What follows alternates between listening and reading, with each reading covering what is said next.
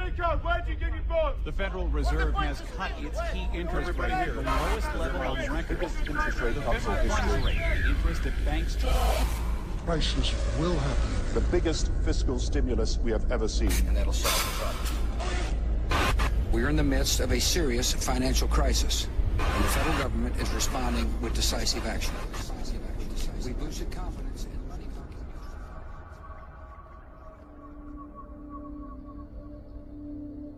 market. Have you taken a large home loan? Or did you put your savings in stocks, mutual funds, or bonds? If not, then you can relax. But all of us who did are living on borrowed time. This is the story of the greatest financial crisis of our time, the one that is on its way.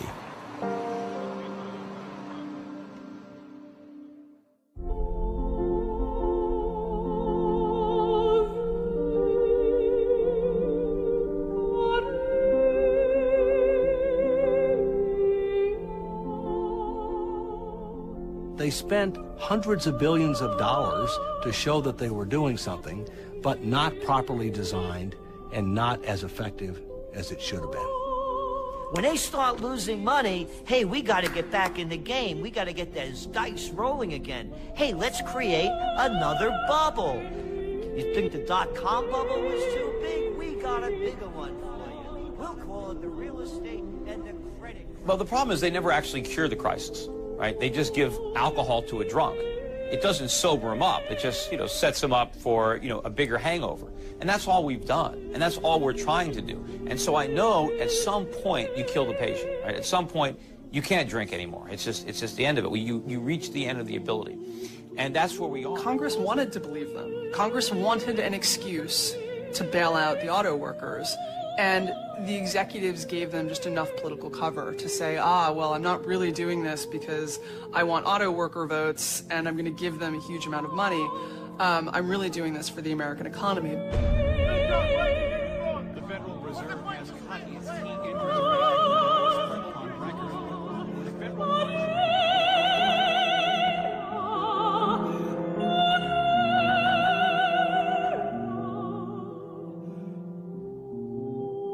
So the solution is the problem. That's why we had a problem in the first place.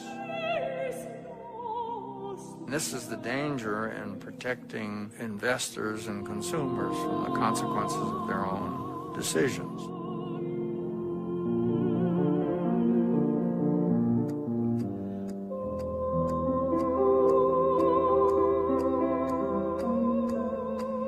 We can do it, but we need to do it soon, because the clock is ticking and time is not working in our favor.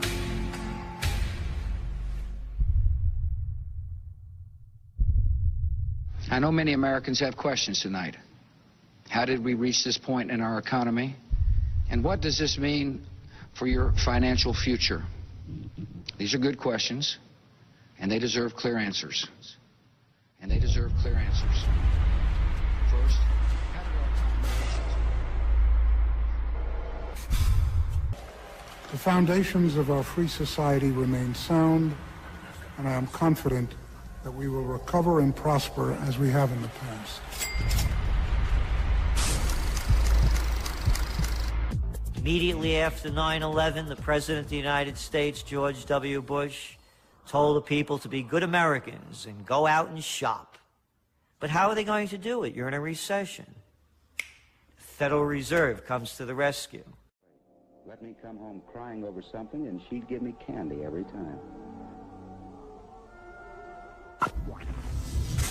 When you see the stock market come down and the real estate bubble burst, all that phony wealth is going to evaporate. And all that's going to be left is all the debt that we accumulated to foreigners.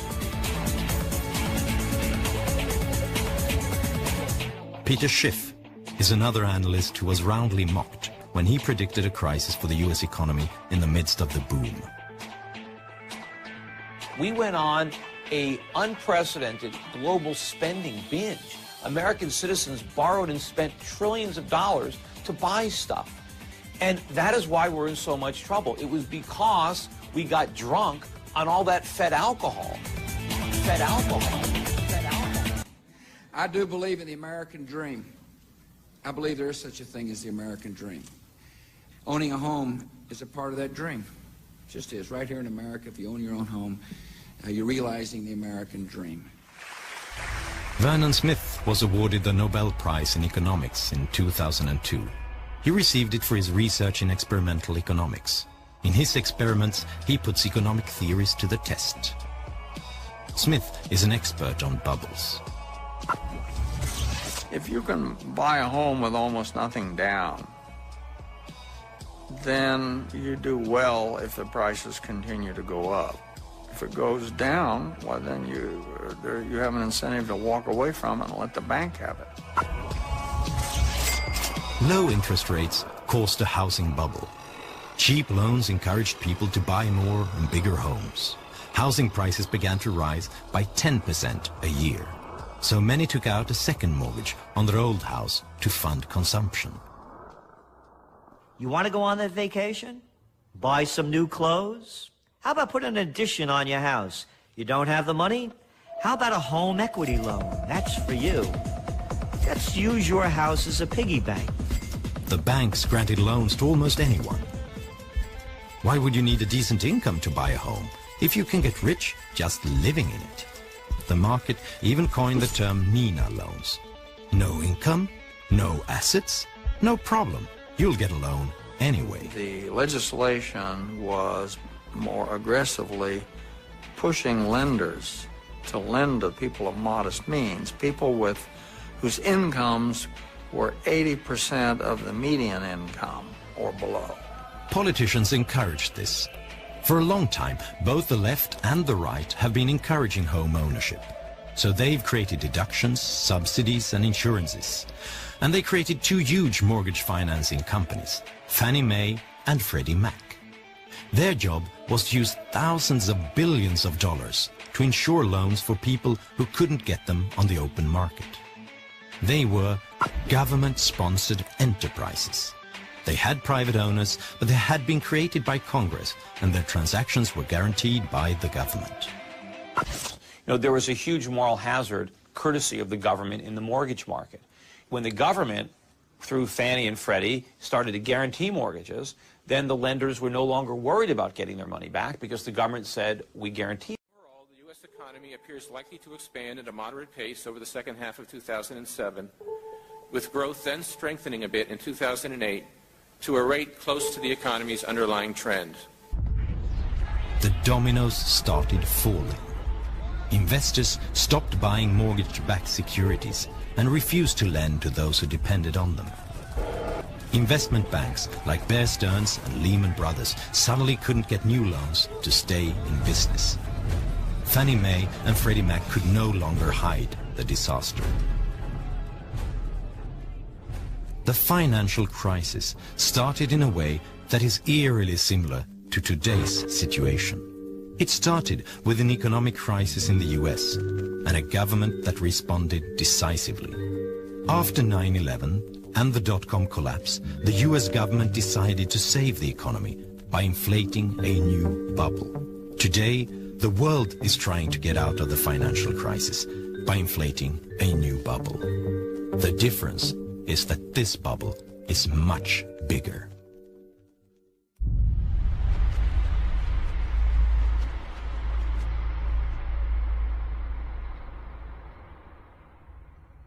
After they did the dot-com bubble, and that burst, and they reinflated it with the real estate and credit crisis bubble, and then when that burst, now they've created the bubble of all bubbles. And it's not only the United States, this is a global bubble. They're all into it. It's called the bailout bubble. Hey, the economy's going down, recession's setting in, sales don't look good, exports soft, need more money? How about, we'll call it stimulus packages. And from Australia to the United States, from the UK to China, they're dumping funny money into the system to keep it going. CBS News Special Report, a presidential address to the nation. From CBS News headquarters in New York, here is Katie Couric. Good evening, everyone. President Bush asked the networks for this television time so he could talk directly to you about a national crisis. Some of this country's major financial institutions are in danger of collapsing under the weight of bad mortgages, and that would be devastating for the entire economy. We are in the midst of a serious financial crisis, and the federal government is responding with decisive action.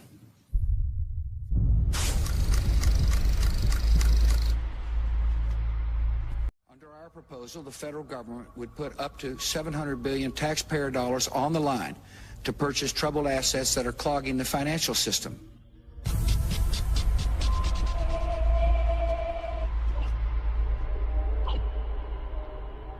The U.S. government wants to spend huge amount on Wall Street banks to cover their bad deals. Even banks who don't want the money will be forced to take it, so that the public won't know which banks are on the brink of collapse. All those in favor say aye. Opposed say no. The ayes have it. Speaker. I want to thank the Secretary of the Treasury for working hard with the members. I thank the members for working long hours like they've been doing to come up with a solution that's bipartisan and that'll solve the problem. On October 3rd, Congress approves the biggest financial bailout in history. $700 billion. Around the world, in Germany, Italy, Canada, South Korea and Great Britain, other politicians do the same to save their banks. Banks. Banks. Banks. We've taken the right, the decisive and the tough decision that was necessary to protect the stability of the financial system and to protect the depositors. David Walker was U.S. Comptroller General from 1998 to 2008. He quit because he was so worried about the U.S. economy that he wanted to have the freedom to warn about what may happen. In my view, the bailout was necessary in certain regards, but in many cases we wasted a lot of money because we didn't do three things. First, have clearly defined objectives about what we were trying to achieve. Secondly, have criteria established up front as to who would get the money and who wouldn't get the money. And number three, have conditions established up front as to what they could and couldn't do with the money. And as a result of not having those three things, some people got the money that didn't deserve it. Other people got the money that didn't make good use of it. And as a result, we had a lot of waste with regard to tax. We are running out of the traditional ammunition that's used in a recession, which is to lower interest rates. They're getting to be about as low as they can go.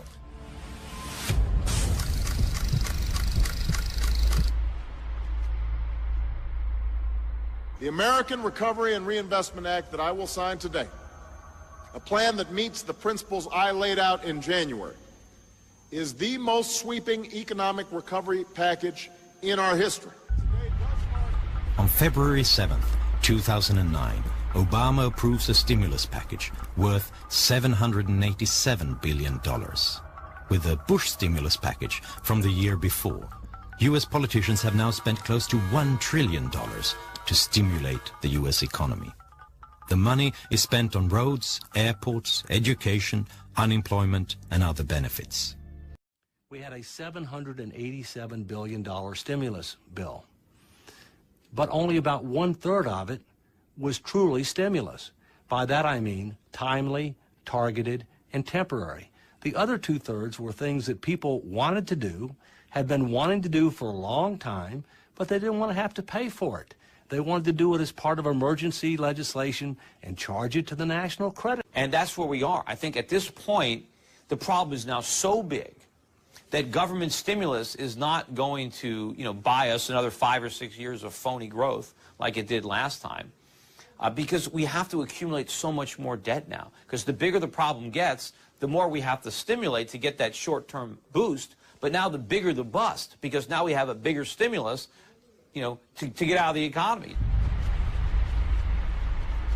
About a year after the worst economic crisis in modern history, Lehman Brothers is gone. But apart from that, Wall Street looks much the same. Many banks are reporting record profits. The world's stock markets have skyrocketed. The market is finally breathing a sigh of relief. But isn't it somewhat uncomfortable? Haven't we been here before?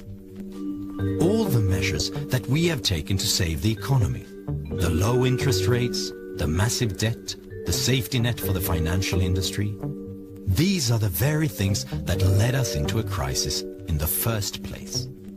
We've been saved from the consequences of one burst bubble by inflating 100 new ones all over the world.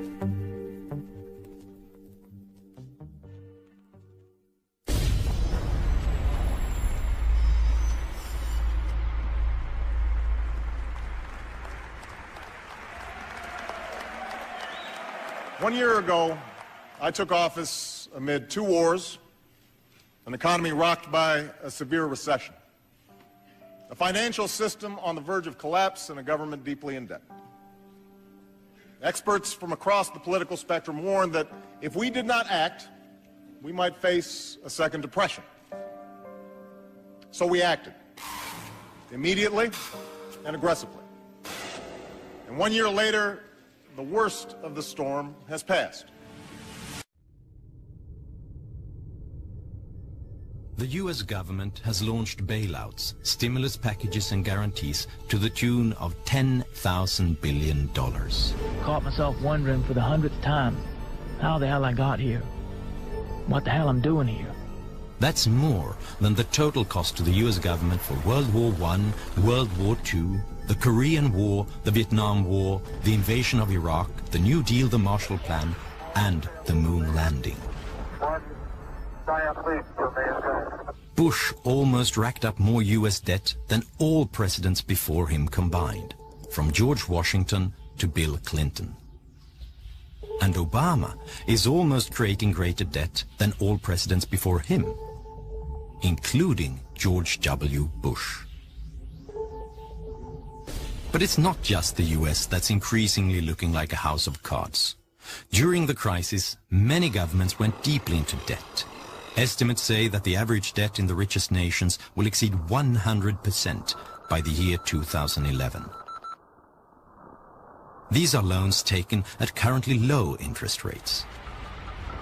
Should the interest rate rise by 1%, the U.S. interest payments will rise by $100 billion per year. In September 2008, the bankruptcy of one large investment bank brought the world economy to its knees.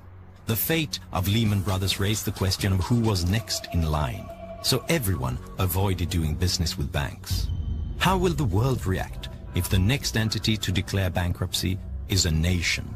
Who is next in line if that were to happen? Some houses of cards have already started falling. This is Iceland, until recently one of the richest nations in the world. When the crisis hit, the Icelandic banks collapsed. The Icelandic stock market crashed, leaving the debt with a small population. For the first time in 50 years, this peaceful country saw riots.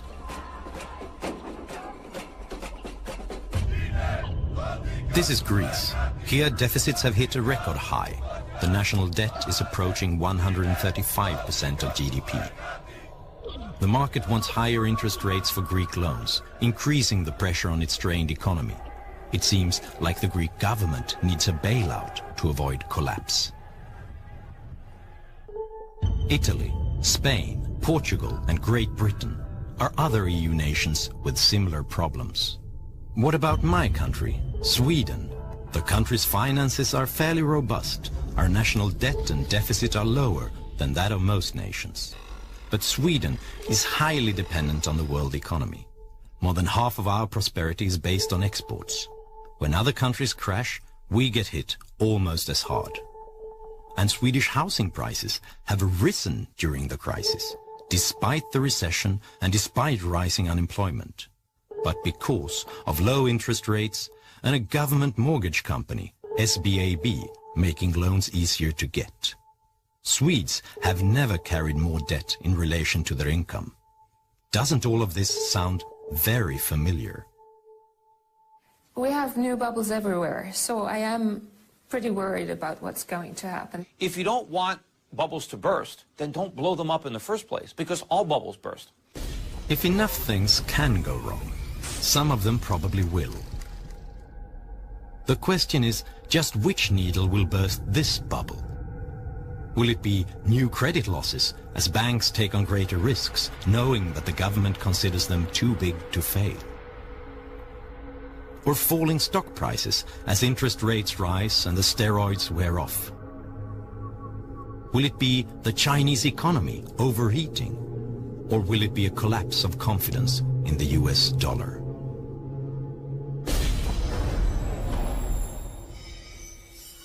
If we lose the confidence of our foreign lenders, and we must not allow that to happen, but if that were to happen, then there would be a dramatic decline in the dollar, a dramatic increase in interest rates, significant fueling of inflation, a very, very deep recession and possibly depression that would be felt around the world. We must not allow that to happen. When the next bubble bursts, you cannot use the same emergency measures. You can't lower interest rates that are already at rock bottom.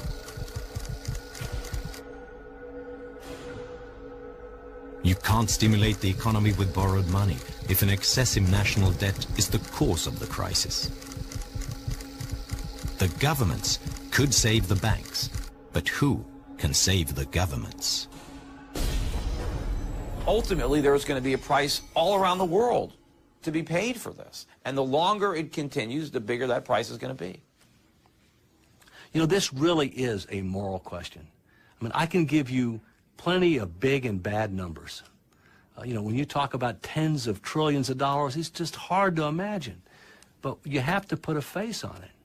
And to me, I put my children's and my grandchildren's face on it. It's their future that we're mortgaging. When we tell people that there's going to be a bailout bubble, and they see the world equity markets up 50, 60%, they don't want to believe that it's another bubble. They want to step right up back to that table and throw their dice and try to win their hand at the wheel of fortune that Wall Street's spinning. So people still don't want to believe that the worst is yet to come. It's easy to think of these predictions as much too gloomy, but that is exactly what people said the last time, when these experts predicted the 2008 financial crisis. They were laughed at in the media. Through the floor. You guys are deluding yourselves.